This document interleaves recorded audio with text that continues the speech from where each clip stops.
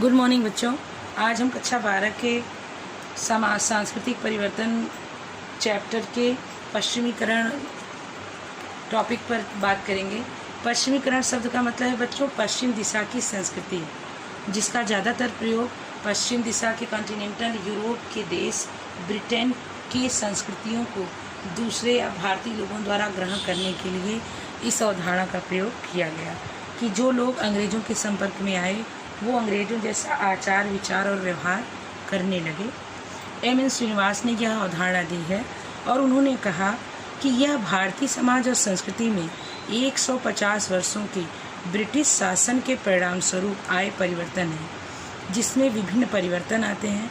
बच्चों यहाँ पशु प्रिंट था, ये परिवर्तन है, जैसे टेक्नोलॉजी या प्रौद्योगिकी, संस्थाओं में परिवर्तन, विचारधारा और मूल्यों में परिवर्तन। पश्चिमीकरण के विभिन्न प्रकार रहे हैं। एक प्रकार के पश्चिमीकरण का मतलब उस पश्चिमी उप सांस्कृतिक प्रतिमान से है जिसे भारतीयों के उस छोटे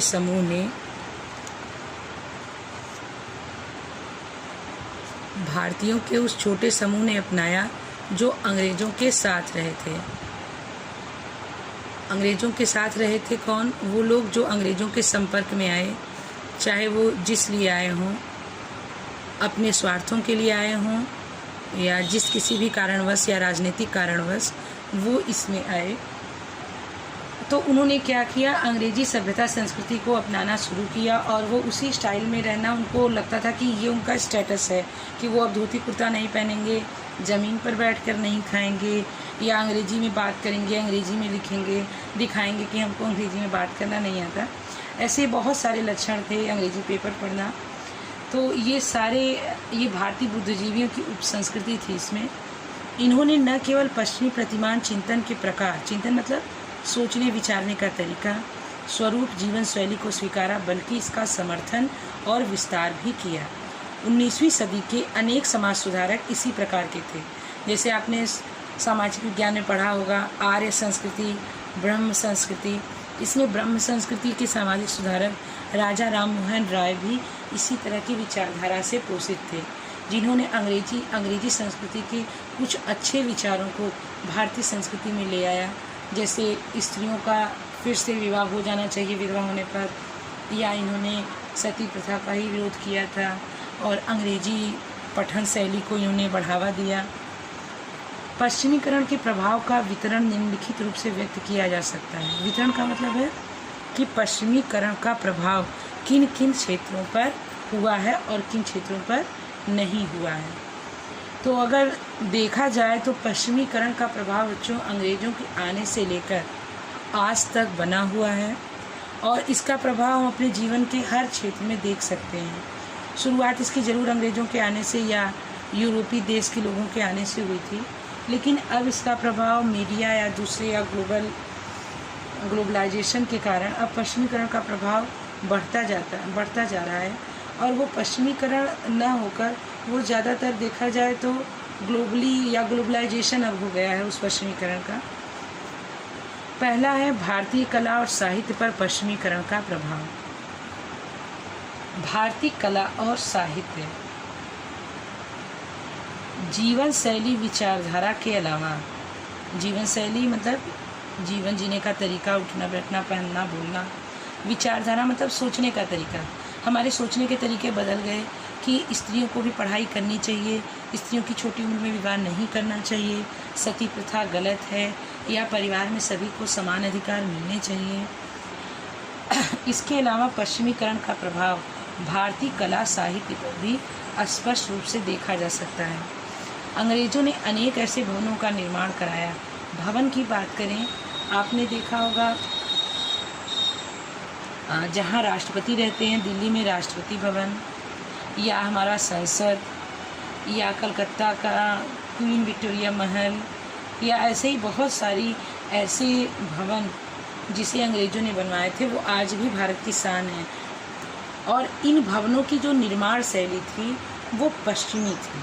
अब निर्माण शैली क्या होती है, आपने बहुत आसानी से आप मंदिर और मस्जिद में अंतर कर लेते हो, दूर से ही आपको पता चल जाता है वो मंदिर है कि मस्जिद।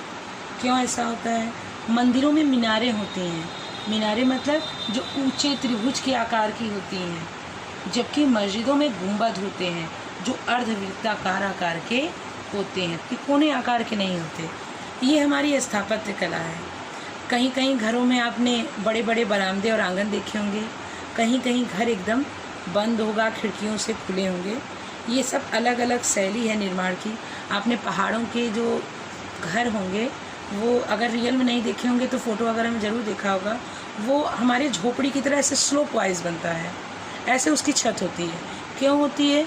क्योंकि जब बर्फ़ गिरेगा तो वो छत से नीचे फिसल जाएगा बर्फ़। खिड़कियाँ उसकी बंद होती हैं, मतलब बारजे या बरामदे नहीं होते, पूरे दीवार पर खिड़कियाँ होती हैं, ज़रूरत के समय खोली जाती हैं और फिर बंद कर ली जाती हैं। तो उस हर शैली की अपनी स्थापत्य कला होती है। जापानी शैली की स्थापत्य कला अलग है।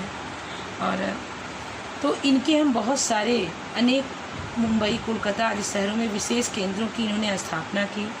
भारतीय चित्रकला साहित्य भी पाश्चात्य संस्कृति से प्रभावित हुआ। मुंबई, कोलकाता, चेन्नई आदि नगरों में कला जगत में नवीन जागृतियाँ आईं, नई शैली ने जन्म लिया। राजा रवि वर्मा, आपको अभी मैं चूँकि मेरा मोबाइल यूज़ हो रहा है, लेकिन आपको मैं कहूँगी कि एक बार आप गूगल पर राजा रवि वर्मा करके सर्च ज़रूर करिएगा। वो सारी पेंटिंग्स दिखेंगी वहाँ। ये पेंटर थे या चित्रकार थे, बहुत फेमस चित्रकार। ये पश्चिमी शैली में रंगों का प्रयोग करते थे, मतलब रंग इतने रियल हो जाते थे कि जैसे लगता था कि वो फ़ोटो खींचे गए हों। और हम ज़्यादातर जितने भी जिसको कहते हैं भगवान के फ़ोटो या पोस्टर देखते हैं, वो ज़्यादातर उनमें से राजा रवि वर्मा ने ही बनाए हैं। जब आप गूगल पे सर्च करेंगे राजा रवि वर्मा, तब आप देखेंगे कि पश्चिमी संस्कृति से ये प्रभावित होकर इन्होंने भारतीय कला का कितना उद्धार किया, कितनी नई चीज़ें उसमें समावेशित हुई। अवनींद्र टैगोर, चंदू मेनन, बंकिम चंद्र चट्टोपाध्याय आदि ने नवीन कला शैली को जन्म दिया, जिसमें भारतीय और पाश्चात्य चित्रकला शैलियों का सुंदर समन्वय या सुंदर मिला जुला स्टाइल उन्होंने नया उत्पन्न किया। किसका? भारतीय का। चूँकि ये सब खुद भारतीय थे, इसलिए यहाँ की संस्कृति से पहले से परिचित थे।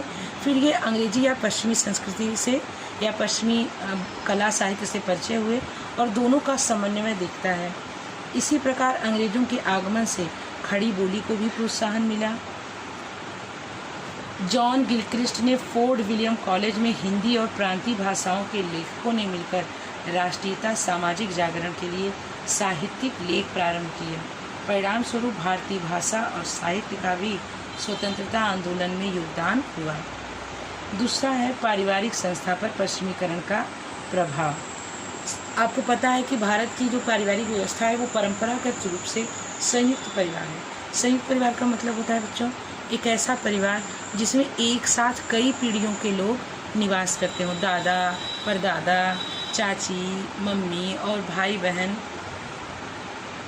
लेकिन जैसे जैसे पश्चिमीकरण हुआ, लोग अपने जिसको कहते हैं अपनी आइडेंटिटी के लिए ज़्यादा प्रयास करने लगे और जिसके कारण एकाकी परिवारों का आदर्श प्रारंभ हुआ और नवीन परिस्थितियों में संयुक्त परिवार टूटने लगे। एकाकी परिवार मतलब जिसमें केवल एक विवाहित युग्म और उसके बच्चे शामिल हों, जैसे मम्मी पापा और सभी भाई बहन।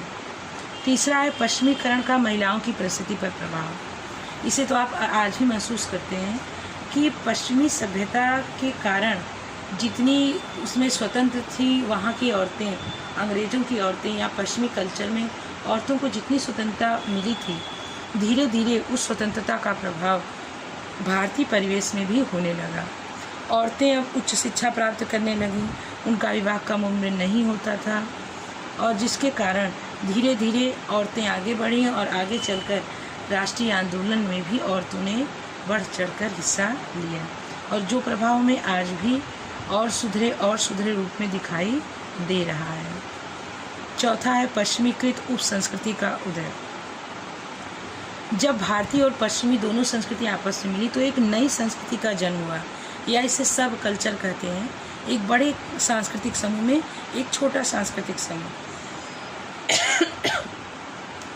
जिसमें ज़्यादातर भारतीय बुद्धिजीवी थे जो अपनी विचारधाराएं और जीवन शैली बदल चुके थे। 19वीं शताब्दी के प्रारंभ में अधिकतर सामाजिक सुधारक इसी श्रेणी के थे, अर्थात वो भारतीय और पाश्चात्य दोनों संस्कृतियों के समन्वय को स्वीकार कर चुके थे। पश्चिमी जीवन शैली अपनाने वाले वर्ग का उदय, एक ऐसे नए वर्ग का उदय हुआ जो कि बुद्धिजीवी था या वो अमीर था और उसने अंग्रेजी सभ्यता, संस्कृति, भाषा को अपनाना शुरू किया। उसने TV, fridge, sofa set, dining table, कुर्सियों आदि का होना उनकी पश्चिमी शैली को प्रदर्शित करता है। यह पश्चिमीकरण की विदेशी संस्कृति का मात्र नकल करना नहीं, क्योंकि यह आवश्यक नहीं कि लोग लोकतंत्र और समानता के आधुनिक मूल्यों को अपनाते ही हों। आज का वीडियो मैं यहीं बंद करती हूँ। Too long.